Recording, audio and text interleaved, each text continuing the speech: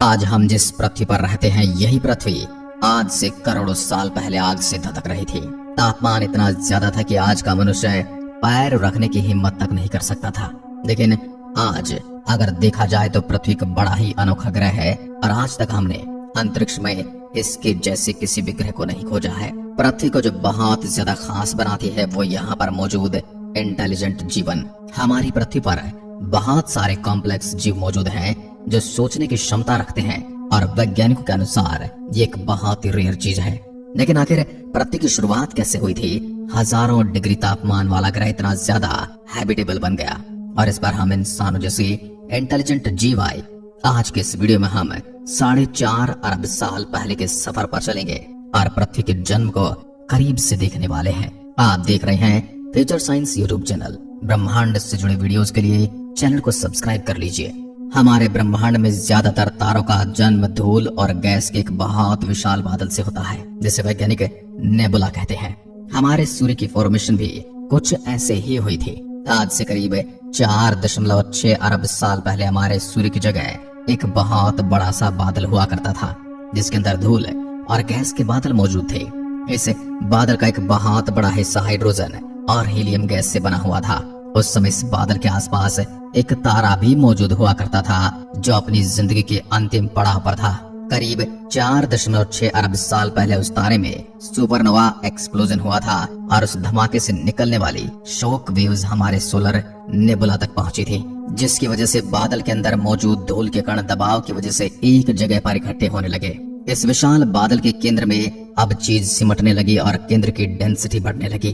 अब जैसे जैसे इस बादल के केंद्र की डेंसिटी बढ़ रही थी वैसे वैसे इसका गुरुत्वाकर्षण बल भी बढ़ रहा था, जिस वजह से और ज्यादा मैटर इसकी ओर खिंच रहा था। फिर इस गैस और मैटर ने मिलकर इस मलबे के केंद्र में एक तारे का निर्माण किया जो कोई और नहीं बल्कि हमारा सूरज था। कुछ साल बीतने के बाद सूरज मैटर कलेक्ट करते करते इतना बड़ा हो गया जब सूर्य के केंद्र में इतना प्रेशर और तापमान उत्पन्न होने लगा कि वह अपने केंद्र में मौजूद हाइड्रोजन को फ्यूज करने लगा। फ्यूज करने से मेरा मतलब है कि 2 हाइड्रोजन एटम को आपस में मिलाकर हीलियम की फॉर्मेशन करने लगा। इस प्रक्रिया में बहुत भारी मात्रा में एनर्जी रिलीज होती है। यही एनर्जी आज हमें सूरज की रोशनी के रूप में पृथ्वी पर मिलती है।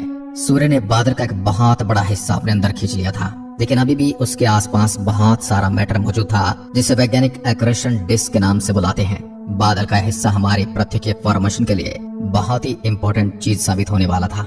सूर्य के आसपास मौजूद गैस, धूल और पत्थर गुरुत्वाकर्षण की वजह से आपस में जुड़ने लगे। जो भारी मैटर मौजूद था उन्होंने सूरज के चारों ओर घूमकर बड़े बड़े गोल पत्थरों का निर्माण किया। ये पत्थर असल में कुछ और नहीं बल्कि हमारे सूर्यमंडल में मौजूद ग्रहों की शुरुआत थी। यानी सूरज के आसपास पहले मलबे ने इकट्ठा होकर हमारे सौरमंडल में ग्रहों का निर्माण किया। उस समय हमारा सूर्यमंडल स्टेबल नहीं हुआ करता था और इसमें लगातार टकराव और धमाके हुआ करते थे। सूर्य से करीब 15 करोड़ किलोमीटर की दूरी पर एक ऐसे ग्रह का निर्माण हो रहा था जो आगे चलकर सिर्फ इस सौरमंडल का ही नहीं बल्कि पूरे ब्रह्मांड का सबसे अनोखा ग्रह बनने वाला था। हम बात कर रहे हैं हमारी पृथ्वी की। उस समय हमारी पृथ्वी आज के जैसे बिल्कुल भी दिखाई नहीं देती थी। न उस पर पानी मौजूद था और न ही पेड़ पौधे, जिसका मतलब है कि वह आज की तरह हरे और नीले रंग की दिखाई नहीं देती थी क्योंकि सिर्फ और सिर्फ पत्थरों से बनी हुई थी। ये पत्थर भी बहुत गर्म हुआ करते थे और हमारी पृथ्वी का तापमान आज के मुकाबले कई गुना ज्यादा हुआ करता था। लेकिन धीरे धीरे चीजें बदलती रही और पृथ्वी का तापमान नॉर्मल हो रहा था। लेकिन तभी मंगल और पृथ्वी के बीच में मौजूद एक ग्रह पृथ्वी की ओर तेजी से बढ़ने लगता है। जैसा कि मैंने बताया कि सौरमंडल में कुछ भी स्टेबल नहीं था, चारों तरफ उथल पुथल मची हुई थी और आज से करीब 4.5 अरब साल पहले थिया नाम का ग्रह पृथ्वी से आकर जोर से टकरा जाता है।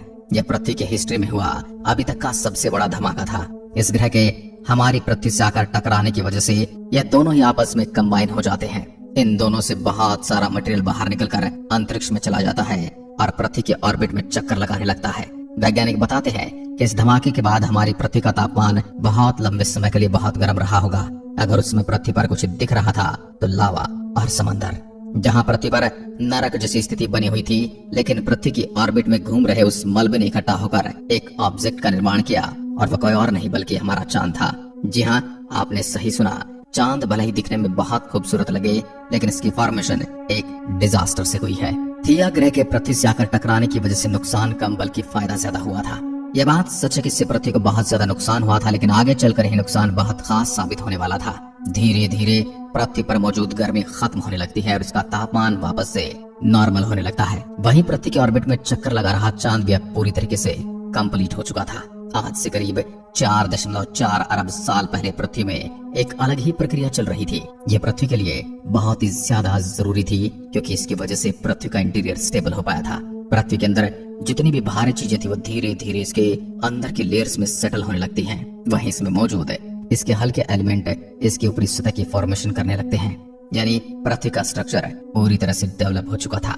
सब कुछ बिल्कुल सही जा रहा था, लेकिन कुछ ही अरब साल में पृथ्वी पर एक बहुत बड़ा प्रलय आने वाला था। हमारा सूर्यमंडल अभी भी नया था और इसमें ऐसे बहुत सारे पत्थर मौजूद थे जो सौरमंडल में आवारा घूम रहे थे। ऐसे ज्यादातर पत्थर सूर्यमंडल के बाहरी इलाके में मौजूद थे, जो सूरज के गुरुत्वाकर्षण की वजह से अंदर की तरफ आने लगे। आज से करीब 3.8 अरब साल पहले पृथ्वी पर ऐसे ही बहुत सारे पत्थरों की बारिश हुई थी। पृथ्वी के इतिहास के इस पन्ने को वैज्ञानिक लेट हैवी बम्बार्डमेंट का नाम देते हैं। ये घटना ने पृथ्वी को बदल कर रख दिया। पृथ्वी पर गिरने वाले पत्थर बहुत ही विशाल थे और ये मुख्यतः बर्फ के बने हुए थे। जैसे ये पृथ्वी से आकर टकराए, इनमें मौजूद सारी बर्फ पिघलने लगी और ज्यादा तापमान होने की वजह से भाप में बदलने लगी। इस भाप ने पृथ्वी के वायुमंडल को पूरी तरह से ढक लिया और फिर शुरुआत हुई एक बहुत ही भारी वर्षा की, जो आगे कई लाख सालों तक चलती रही। इस वर्षा की वजह से हमारी पृथ्वी पर समुद्रों और महासागरों की फॉर्मेशन हुई, जो आज भी पृथ्वी का करीब 71% हिस्सा है।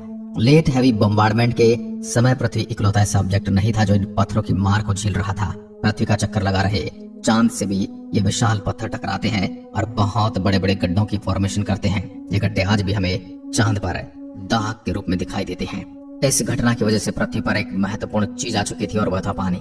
लेकिन पानी के साथ साथ उन पत्थरों में एक और ऐसी चीज मौजूद थी जो सब कुछ बदलने वाली थी। वो चीज थी अमीनो एसिड्स, जो कि जीवन के लिए बहुत ही जरूरी तत्व था। इसके अलावा इन एस्टेरॉइड के साथ कई जरूरी खनिज भी पृथ्वी पर आए। समुद्र की गहराइयों में इन अमीनो एसिड ने खनिज के साथ मिलकर पहली बार जीवन का बीज बोया, जो आज भी ब्रह्मांड में सबसे रेयर मानी जाती है।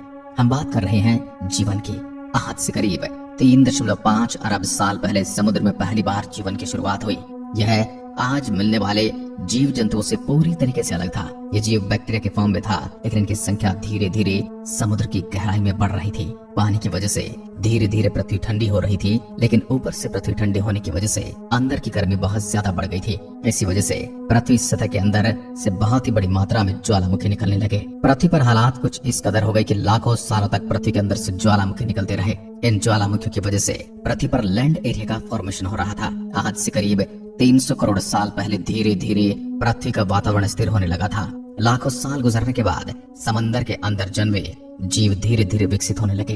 अब यह समुद्र के जीव धीरे धीरे झुंड बनाकर रहने लगे। लेकिन इस वक्त तक भी हमारी पृथ्वी पर एक चीज की कमी थी, वो थी ऑक्सीजन।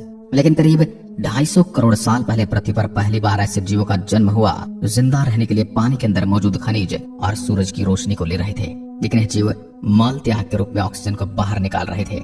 धीरे धीरे ये माइक्रो बैक्टीरिया पृथ्वी के वातावरण में बहुत बड़ी मात्रा में ऑक्सीजन को छोड़ने लगे थे। ये प्रक्रिया लाखों करोड़ों सालों तक ऐसे ही चलती रही, जिसकी वजह से पृथ्वी के वातावरण में बड़ी मात्रा में ऑक्सीजन आ गई थी। लेकिन अब टाइम बीतने के साथ पृथ्वी के अंदर हलचल होने लगी। टेक्टोनिक प्लेट्स में दरार आने की वजह से पृथ्वी के अंदर मौजूद लावा कई सालों तक जमीन पर उबलता रहा। इसका नतीजा ये हुआ कि जमीन के अंदर मौजूद लावा ज्वालामुखी के रूप में बाहर आने लगा। इन भयानक विस्फोटों के कारण पृथ्वी के वातावरण में कार्बन डाइऑक्साइड की मात्रा बढ़ गई। अब पृथ्वी का वातावरण इन कार्बन डाइऑक्साइड के बादलों से घिर चुका था, जिसकी वजह से एसिड की बरसात शुरू हो गई, जिसकी वजह से धरती के वातावरण में मौजूद ज्यादातर कार्बन डाइऑक्साइड जमीन पर जम गया और वायुमंडल में कार्बन डाइऑक्साइड की कमी हो गई। इसका नतीजा ये हुआ कि पृथ्वी का तापमान तेजी से घटने लगा और तापमान इतना ज्यादा घट गया कि पृथ्वी के ऊपर मौजूद पानी बर्फ के रूप में बदल गया। पृथ्वी पर पहली बार भयंकर आइस एज आया। सफेद बर्फ ने पूरी पृथ्वी को अपनी चपेट में ले लिया था। इसी कारण पृथ्वी लाखों सालों तक इसी हालत में बर्फ से ढकी रही, मगर फिर से पृथ्वी के अंदर से गर्मी ज्वालामुखी के रूप में बाहर आने लगी। इन ज्वालामुखी विस्फोटों ने पृथ्वी पर मौजूद बर्फ को पिघाल दिया, जिसकी वजह से पृथ्वी धीरे धीरे फिर से सामान्य होने लगी। लेकिन वहीं दूसरी तरफ इस समय तक समुद्र की गहराई में मौजूद सूक्ष्म जीव पूरी तरह बदल चुके थे और अब यह जीव ऑक्सीजन को अपने शरीर को बड़ा और जटिल करने में इस्तेमाल करने लग गए थे। समुद्र के अंदर एक नई दुनिया पनप चुकी थी। पानी के अंदर अलग प्रकार के समुद्री जीव भी उगने लगे थे। ऑक्सीजन के इस्तेमाल से वह एक कोशिकीय के जीव अब कहीं बाहर के जीव में बदल चुके थे। इनमें एक ऐसा जीव भी था जिसका नाम पिकाया था। इस जीव ने अपने शरीर के अंदर कुछ अजीब ही विकसित कर लिया था और वो थी रीढ़ की हड्डी, जो आगे चलकर हम इंसानों के काम आने वाली थी। मगर फिर से पृथ्वी पर ज्वालामुखी फटने शुरू हो गई। कार्बन डाइऑक्साइड ने वातावरण को गर्म कर दिया। मगर फिर से वही प्रक्रिया शुरू हो गई। पृथ्वी पर एसिड की रेन होने लगी, जिसके कारण फिर पृथ्वी ठंडी होने लगी। तापमान गिरने से पृथ्वी की सतह बर्फ से ढक गई। ऐसे हजारों सालों तक चलता रहा। इसकी वजह से समुद्र के अंदर मौजूद जीव वातावरण के हिसाब से अपने आप को विकसित करते गए। लेकिन इस विषम परिस्थिति में कई सारे समुद्र जीव और जंगल खत्म हो गए। जो बच गए वो पृथ्वी के बदलते तापमान के हिसाब से ढलते गए और अब हजारों साल बाद समुद्री पौधे बर्फ की वजह से पूरी तरह मरते या फिर सूखते नहीं थे। अब सूक्ष्म जीव समुद्र जीव बन चुके थे।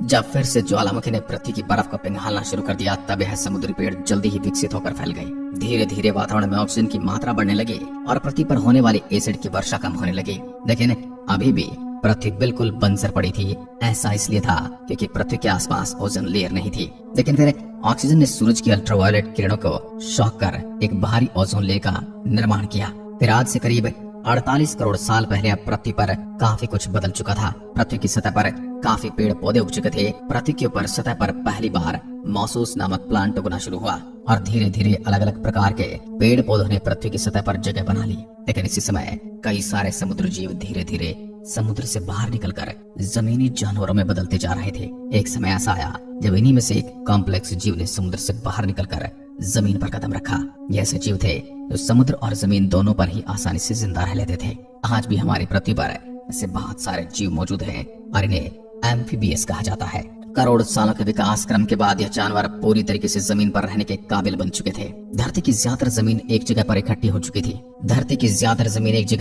चुकी थी। जिससे आज हम पेंजिया महाद्वीप के नाम से जानते हैं। पृथ्वी का तापमान और वातावरण बिल्कुल स्थिर हो चुका था। अब समुद्री जीव पानी से बाहर रहने लगे थे और वातावरण के हिसाब से उनका शरीर का रंग रूप बदल रहा था। यही जीव आगे चलकर डायनासोर में परिवर्तित हो रहे थे और फिर मैमल्स और आगे जाकर इंसान बनने वाले थे। समय के साथ यह जीव धीरे धीरे डायनासोर में बदल गए। जिन डायनासोर ने पेड़ पौधे खाने शुरू कर दिए, उनका शरीर लंबा और विशाल हो गया। कुछ डायनासोर शिकार किया करते, जिसके कारण वह छोटे और काफी आक्रामक होते चले गए। लेकिन फिर से पृथ्वी का वातावरण बदलने लगा। एक बार फिर से पृथ्वी के अंदर मौजूद गर्मी ज्वालामुखी के रूप में बाहर निकलने लगी, जिसकी वजह से तापमान बहुत ज्यादा बढ़ गया। इससे पृथ्वी पर अकाल की स्थिति बना दी गई। इस अकाल ने पृथ्वी पर मौजूद 90% पेड़ पौधों और जीव जंतु को खत्म कर दिया था। कुछ प्रतिशत जीव इस अकाल में जिंदा बच पाए थे, जिन्होंने अपने आप को बचाने के लिए जमीन के अंदर रहना शुरू कर दिया था। लेकिन कुछ हजारों सालों के बाद पृथ्वी का वातावरण सामान्य होने लगा। पृथ्वी की ज्यादातर जमीन एक जगह इकट्ठी होने की वजह से ज्यादातर जमीन बंजर और रेगिस्तान हो चुकी थी। मगर अब फिर से पृथ्वी पर हरियाली बढ़ने लगी। ज्यादातर जंगल समुद्र के करीब हुआ करते, वहाँ हरियाली बहुत ज्यादा बढ़ गई। और अब जो कुछ प्रतिशत जानवर उस अकाल में बच गए थे, उन्होंने बड़े बड़े डायनासोर का रूप ले लिया। आज से लगभग 20 करोड़ साल पहले पंग महाद्वीप टूटना शुरू हो गया। पेंजिया के टूटने की वजह से पृथ्वी की ज्यादातर ऊपरी जमीन पानी के संपर्क में आने लगी, जिसके कारण पृथ्वी पर हरियाली बढ़ती गई, जिसके कारण डायनासोर की और ज्यादा प्रजातियां विकसित हो गई। डायनासोर ने आने वाले करोड़ों सालों तक पृथ्वी पर राज किया, जिसमें कुछ डायनासोर उड़ने वाले भी विकसित हो गए। जंगलों से लेकर आसमान तक डायनासोर का उस समय पृथ्वी पर कब्जा हुआ करता था। कुछ डायनासोर पेड़ पौधे खाकर अपने आप को जिंदा रख रहे थे, तो कुछ मांसाहारी डायनासोर भी मौजूद थे, जो आपस में शिकार करके अपने आप को जिंदा रख रहे थे। लेकिन फिर इसके बाद 6.5 करोड़ साल पहले इनके साथ एक ऐसी घटना होती है, जिन्होंने डायनासोर की आबादी को आग की भट्टी में झोंक दिया। आखिर वह घटना क्या थी जिसने डायनासोरों का पृथ्वी पर से नामो निशान मिटा दिया? डायनासोर के खत्म होने के बाद वह कौन से जीव थे जो बचकर आगे इंसानों का रूप ले लिया? अगले एपिसोड में आपको डायनासोर के साथ हुए उसी भयानक हादसे के बारे में बताएंगे। कैसे हम इंसान इस पृथ्वी पर आए उसके बारे में बताएंगे। अगर आपने चैनल को सब्सक्राइब नहीं किया है तो जरूर कर लीजिए। धन्यवाद। जय हिंद, जय भारत।